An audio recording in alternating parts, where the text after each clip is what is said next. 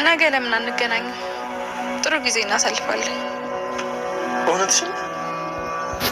በጣም ደስ ይለኛል። ታውቃለህ እኔ ወድ ከሚወዱት ሰው ጋር ጊዜ ማሳለፍ ማንም ሰው የማያገኘው እድል ነው። አዎ እኔ ወድ በቃ ነገ ቤት በር ላይ እጠብቅሻለሁ። ያለልጅ መኖር አልችልም። ያለኔ ማንም ላትም እኮ እንዴት ብዬ ነው ጥያቄ መሄደው? ከወላጅ እናቴ ጋር መሆን እፈልጋለሁ። ቤተሰቦቼን ዘመዶቼን ማወቅ እፈልጋለሁ። እንደ ማንኛውም ሰው ማንነቴን ለማግኘት መሄድ ጥፋት ነው? ወልድ እስካሁን ሰዓት ምን እያደረገች ነው? ውጭ ከትን ሰዓት ሆናት።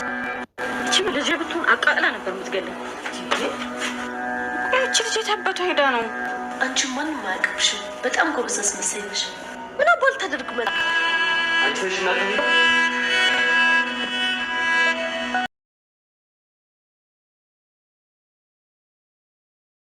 ብሌን በሁለት ሀሳቦች ውስጥ ውዝግብ ውስጥ ገብታለች። የመጀመሪያው ወላጅ እናቴን ከስንት ጊዜ በኋላ ካገኘው አሁን ቀሪ ቤተሰቦችን ለማግኘት ገጠር ድረስ ተከትዬ መሄዴ ምን ኖራለሁ ትላለች። በዚህ መካከል ወይዘሮ አልማዝን ተከትላ ገጠር የምትሄድ ከሆነ ወይዘሮ ገነት ሆድ እንደሚብሳትና እንደሚያለቅሳት ከመጀመሪያው አያያዟ ያስታውቃት ነበረ። ያቺ አልማዝ ትብያዋ እኔ መጥቼልሻለሁ፣ ከዚህ በኋላ ማንንም ተከትለሽ መሄድ የለብሽም። ወይዘሮ ገነት እንባ ሲተናነቃትና ከዚህ በኋላ ብሌንን እንደማታገኛት ስታስብ ክፉኛ ስትጨናነቅ ነበረ። ታዲያ በዚህ መካከል ወላጅ እናቷና አሳዳጊ እናቷ ምንም እንኳን ተንበርክካ ምጣ ባትወልዳትም እንደ እናት ግን ዋጋ ከፍላላታለች። ስለዚህ እሷን ማስቀየም አትፈልግም። እንዲህ በዚህ ሀሳብ እየተጨናነቀች የመጨረሻውን ስንብት ልታደርግ ወደ ወይዘሮ ገነት ቤት ያመራች ትመስላለች። ምክንያቱም ወይዘሮ አልማዝን ከከተማ እንድታስወጣት በአቶ ኃይሉ ጭቅጭቅ ውስጥ ስለሆነች አሁኑኑ ቶሎ ከከተማ የማታስወጣት ከሆነ ወዮልሽ ሲል ሲዝትባትና ወይዘሮ አልማዝ ለሕይወታቸውም ሆነ ከሚያገኙት ገንዘብ አንጻር ብሌንን ወደ ገጠር ይዘው መሄድ እንዳለባቸው ሲያስቡ ነበረ። ታዲያ ብሌንን ፍለጋ ከቤት ተቀምጠው ሲወጡ እሷን ሊያገኟት አልቻሉም። ይች ልጅ ግን ልጄ ብትሆን አቃጥላ ትደፋኝ ነበረ፣ ተሎ ደርሼ ተመለስኩ ስትል እስካሁን አልተመለሰችም ሲሉ ሲናደዱና ሲንጨረጨሩ ነበር። ግን እንጂ የብሌን ጉዞ ወደ ወይዘሮ ገነት ይመስላል። የወይዘሮ ገነትን ነፍስም ትታድጋታለች። በተስፋ መቁረጥ ውስጥ የገባችው ወይዘሮ ገነት በረኪናውን ጠጥቼ ለምን አልገላገልም፣ ህይወት ያለ ልጅ ባዶ ናት ሲሉ ባዶነት የተሰማቸውና አሁን ላይ ምንም እንደሌላቸው ያሰቡት ወይዘሮ ገነት ይችን ዓለምን ለመሰናበት በዝግጅት ላይ ናቸው። ወይዘሮ ገነት ግን ወዲያውኑ ብሌን ደርሳ ይህንን በረኪና በመንጠቅ ህይወታቸውን ትታደጋቸዋለች በእርግጠኝነት። ለማንኛውም በዛሬው ክፍል እስኪ ቀሪዎችን ዝግጅት አብረን የምንከታተል ይሆናል። አደራ ክፍል 17 ካየናቸው ውስጥ ቀንጨብ ቀንጨብ አድርጌ ማቀርብላችሁ ይሆናል። ዳግም በሚገባ ታሪክ ሰርቷል። በመጀመሪያ ወደ ሆቴል ቤት ሲወስዳት ቃልን ወዷት እንዳልሆነ የታወቀ ነገር ነው። ሊሰራላትና ወጥመድ ውስጥ አስገብቶ ሊያስለፈልፋት እንደሆነ ድሮም ተጠራጥሬ ነበረ። ምክንያቱም እያንዳንዱ ሴራ ብሌን እንድትጠላውና በእሷ አመለካከት ግን በጣም መጥፎ ሰው ነው ብላ እንድትስለው ያስደረገች እሷ እንደሆነች ካወቀ በኋላ ነው እንግዲህ ቀጥታ እንደሚወዳት በማስመሰል ወደ ሆቴል ቤት ወሰዳት። ነገር ግን ቃል ጠጥታ ስትዝረከረክ እያንዳንዱ ሚስጥሮች አፈንድተዋለች። ይህን ሚስጥር ደግሞ ስልኩን ክፍት በማድረግ አንድ ባንድ ቃሏን ይለቅም ነበረ። በማስመሰል የመጣችው ወይዘሮ አልማዝ ገንዘብ ተገዝታ እውነተኛ እናትሽ ነኝ፣ ወደ ገጠር ይዤሽ እሄዳለሁ፣ ቤተሰቦችንም አስተዋውቃለሁ እንዳለቻትና ከአቶ ባህሉ ጋር ተመካክረው ይህንን እንዳደረጉባት ስትለፈልፍ በሞባይሉ ሰንዶ ይዟል። እንግዲህ ከዚህ በኋላ ነበረ ነገሮቹ እንዲቀያየሩ ያደረጋቸው።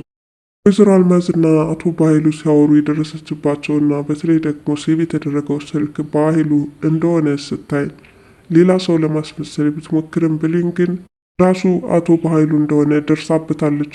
ታዲያ በዚህ አማካኝነት እኔ ግን ይሄ ሰውዬ አቶ ባህሉን የሚመስለኝ አጎትሽ ነው አለችኝ እንጂ በፍጹም ከአቶ ባህሉ ጋር ተመሳስሎብኛል፣ እንዴት ሊያገናኛቸው ይችላል እያለችም ሁለታቸው መካከል አንዳች ሚስጥር እንዳለም እየተጠራጠረች ነው።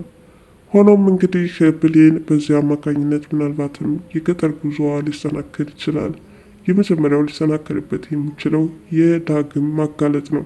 ዳግም እንግዲህ ቀጥታ የቃልን ንግግር በሞባይል ሰንዶ ይዞ ከመጣ በኋላ ወይዘሮ አልማዝ ብሌንን ከከተማ ይዘው ለመውጣት በአቀዱበት ሰዓት እንግዲህ እዛ ሶፋ ላይ ቁጭ ብለው ብሌንን እየተጠባበቋትና ልብሶቿን አዘጋጅታ እስከምትወጣ ድረስ እየቸኮሉ ያሉት ወይዘሮ አልማዝ ወዲያውኑ መጥቶ ነገሩን አክሽፎባቸዋል።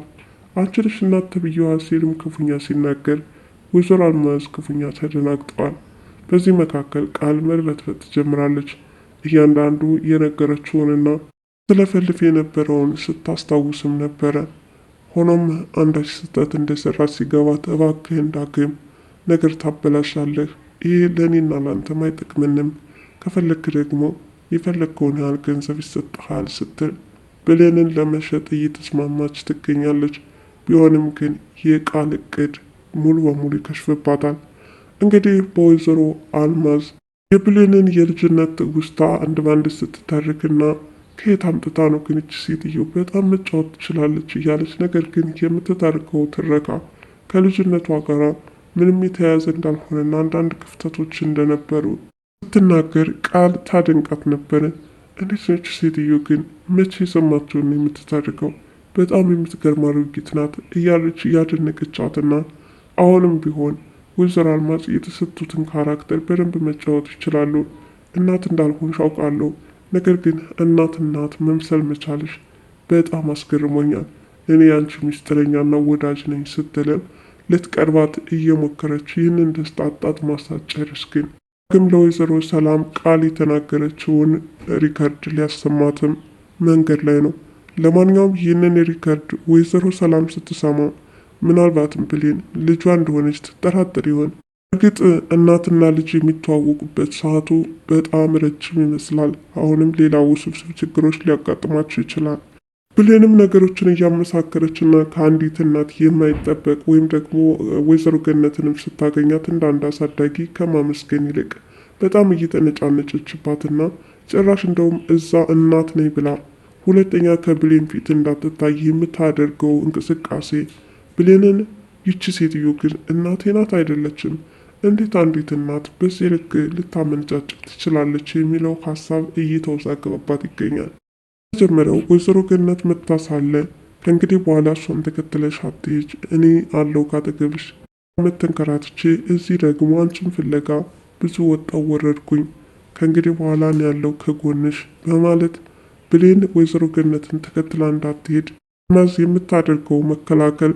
በተጨማሪም አቶ በኃይሉ ስልካቸው ላይ ደውሎ እንዴት የሰው ስልክ ታነሻለች በማለት ለዛውም ከ10 ዓመት በኋላ እንደ አንድ ልጅ ማለት ነው በዛ ልክ ስታመነጫጭቃትና ከአንዲት ከናፈቀች እናት የማይጠበቅ ነገር ስታደርግ ብሌን እናቴ ወይስ አሁንም እንደተለመደው ድራማ እየተጫወቱብኝ ይሆን የሚል እቅድ ሳይኖራት አይቀርም።